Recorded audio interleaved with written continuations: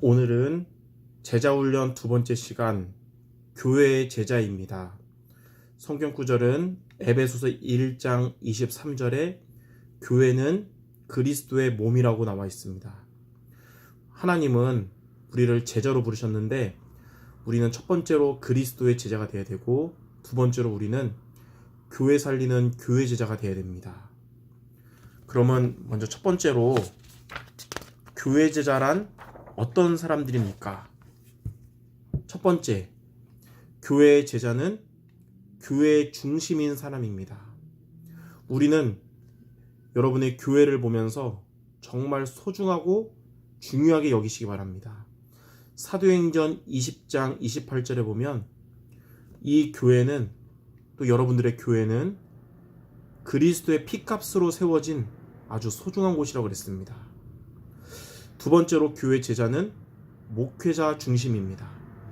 교회의 주인은 목사님이 아니고 그리스도시지만 그 주인 되신 그리스도께서 청지기로 세우신 목회자 중심되는 교회 제자가 되기 바랍니다.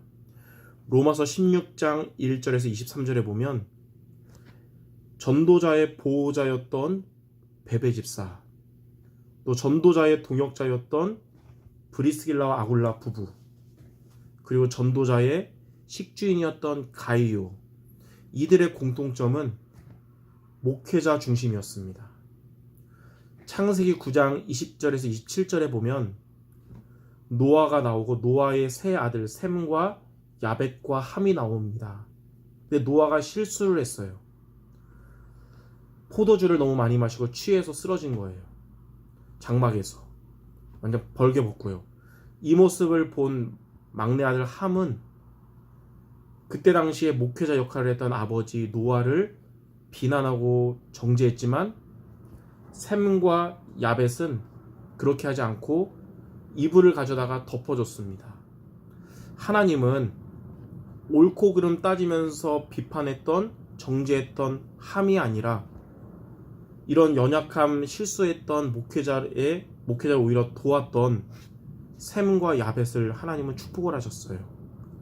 이처럼 목사님의 인간적으로 연약해 보여도 하나님이 세우셨고 또 우리에게 성취될 강단의 말씀을 증거하시는 분이기에 목회자 중심 되시기를 바랍니다. 세 번째로는 예배 중심 되어야 됩니다. 창세기 13장 18절에 보면 롯이 아브라함을 떠난 이후에 아브라함은 뭐 했냐면 하나님께 단을 쌓았습니다. 여러분에게 정말 어려운 일이 놓였을 때나 정말 힘들거나 한계가 있을 때 예배가 여러분에게 해답이 되기 바랍니다. 그리고 이런 아브라함의 아들이었던 이삭도 항상 삶의 규례가 어땠냐면 창세기 26장 25절에 보면 가장 먼저 제단을 쌓고 그 다음에 장막을 만들고 그 다음 마지막으로 우물을 팠습니다. 항상 그게 삶의 패턴이었어요. 제단을 쌓다는 말은 예배를 말하고요. 장막이란 말은 가정을 돌본 것이고 우물을 팠다는 것은 산업 또는 학업을 의미합니다. 여러분에게 제1순위는 예배가 되기 바라고 그 다음으로 중요한 것은 가정이 되기 바라고 그 다음이 산업 혹은 학업이 되시기를 바랍니다. 이처럼 교회 중심, 목회자 중심, 그리고 예배 중심 되는 사람이 바로 이 시대에 하나님이 가장 찾으시는 전도운동을 지속할 바로 교회의 제자라고 할 수 있습니다. 자, 그럼 두 번째로 우리가 이렇게 올바른 중심을 가진 교회의 제자가 되는 길은 무엇이냐면 바로 강단 말씀 중심이 되는 것입니다. 그래서 교회 제자의 기준은 강단 말씀 따라가는 자가 기준이에요. 여러분들이 강단 중심 되기 바랍니다. 구체적으로 이번 주 강단 말씀을 세 가지로 붙잡고 살아가는 것을 의미합니다. 첫 번째, 언약을 붙잡아야 됩니다. 언약이 뭐냐? 우리를 향한, 나를 향한 하나님의 약속을 말합니다. 시편 119편 105절에 나온 것처럼 주의 말씀은 내 발의 등이요 내 길의 빛이니이다. 하나님은 이번 한 주간 여러분의 인생을 한 번도 살지 못한 인생을 걸어가는 데 있어서 등과 빛이 되도록 강단 말씀을 통해 우리에게 언약을 주신 거예요. 이 언약을 붙잡기 바랍니다. 두 번째로 강단을 통해 미션을 붙잡고 미션을 실천하기 바랍니다. 왜냐하면 미션은 뭐냐면 하나님이 우리에게 향하신 명령이거든요. 마태복음 7장 24절에서 27절에 보면 예수님이 말씀하셨어요. 주의 말씀을 듣고 행하는 자는 반석 위에 집을 지은 자 같고 주의 말씀을 듣고도 행하지 않으면 모래 위에 집을 지은 자 같다. 이번 주에 주신 강단 말씀에서 하나님이 내게 명하신 미션에 도전하시는 여러분 되기를 바랍니다. 세 번째로 강단 말씀 속에서 비전을 붙잡아야 됩니다. 비전이 뭐냐면 하나님의 응답입니다. 우리가 언약을 붙잡고 미션을 실천하면 하나님은 여러분들에게 말씀을 성취하십니다. 민수기 23장 19절에 보면 하나님은 이렇게 말씀했어요. 하나님은 본인이 하신 말씀을 반드시 지키시고 성취하신다 그랬어요. 근데 누구에게 성취하시냐? 이 말씀을 언약으로 붙잡고 미션을 실천하는 자에게 주신 말씀을 성취하시는데 그걸 보고 비전이라고 합니다. 이처럼 강단 말씀을 이렇게 붙잡고 강단 중심으로 살아가는 여러분 되길 바랍니다.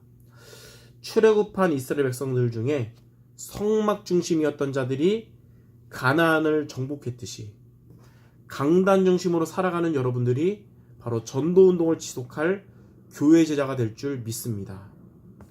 자, 그럼 마지막 세 번째로 자, 이렇게 교회 제자가 되면 어떻게 될까요? 첫 번째로 우리가 교회 제자 되면 헌금을 누리게 됩니다. 교회 제자가 되기 전에는 헌금이 갈등될 때가 많아요. 그러나 교회 제자가 되면 헌금을 누리게 됩니다. 다시 말해서 강단 중심으로 살아가면 헌금을 누리게 되고 빛의 경제에 응답받습니다. 역대상 29장 10절에서 14절에 보면 다윗이 이렇게 교회 제자가 돼서 헌금을 누리고 빛의 경제에 응답받았어요. 로마서 16장에 나오는 제자들도 바로 이렇게 헌금을 누리며 빛의 경제에 응답받은 교회 제자가 되었습니다. 하나님은 교회 제자에게 빛의 경제의 응답을 주시길 원하시고 또 주실 것이기 때문에 이렇게 헌금을 누리는 여러분 되기 바랍니다. 두 번째로는 교회 제자가 되면 헌신을 누리게 됩니다. 디모데전서 1장 12절에 보면 바울은 뭐라 그랬냐면 나에게 직분을 주셔서 하나님께 감사하다 그랬습니다. 교회 제자가 되지 못하면 강단 말씀을 중심으로 살아가지 못하면 여러분의 헌신이나 직분이 눌리게 됩니다. 갈등 요소가 돼요. 시험 들리는 요소가 됩니다. 그러나 교회 제자가 되고 강단 중심 되면 여러분에게 맡겨주신 직분에 대해서 감사하는 헌신이 되는 것입니다. 고린도전서 4장 1절 2절에는 하나님의 비밀을 맡은 자가 구할 것은 충성이라 그랬습니다. 우리는 하나님 우리에게 주신 직분을 가지고 충성하는 마음으로 헌신하시기 바랍니다. 요한계시록 2장 10절에는 내가 죽도록 충성하라. 그리하면 생명의 멸류관을 너에게 줄 것이다. 세 번째, 교회 제자가 되면 전도운동하는 그런 교회가 됩니다. 여러분들 때문에 여러분의 교회가 전도운동하는 교회가 돼요. 사도행전 6장 1절에서 7절에 교회가 어렵고 위기가 왔을 때 믿음 충만, 지혜 충만, 성령 충만, 칭찬 듣는 그런 집사들이 세워지니까 오히려 교회가 말씀이 살아나고 전도운동하는 교회 됐어요. 여러분들이 이렇게 교회 제자가 되면 여러분 때문에 교회가 전도운동하는 교회가 될 줄 믿습니다. 이처럼 하나님이 이 시대에 가장 원하시는 건 뭐냐? 교회들이 세계복음화하는 센터들이 되는 걸 원하시는 것이고 그런 교회가 그 역할을 하도록 교회 살리는 교회 제자가 되기를 하나님 가장 원하시기에 여러분들이 바로 이런 그리스도의 제자와 함께 교회 살리는 교회 제자 모두 되시기를 주님의 이름으로 축원합니다. 기도하겠습니다. 하나님 감사합니다. 오늘 말씀처럼 우리가 정말로 교회 중심, 목회자 중심, 예배 중심되는 교회 제자가 되도록 항상 우리의 삶의 나침반이요 우리 삶의 구심점으로 강단 말씀 따라가는 우리 모두 되게 하셔서 여기 있는 주님의 제자들 때문에 교회가 살아나고 그리고 전도운동하는 교회들이 될 수 있도록 주님이 축복하여 주시옵소서. 예수 그리스도의 이름으로 기도드립니다. 아멘.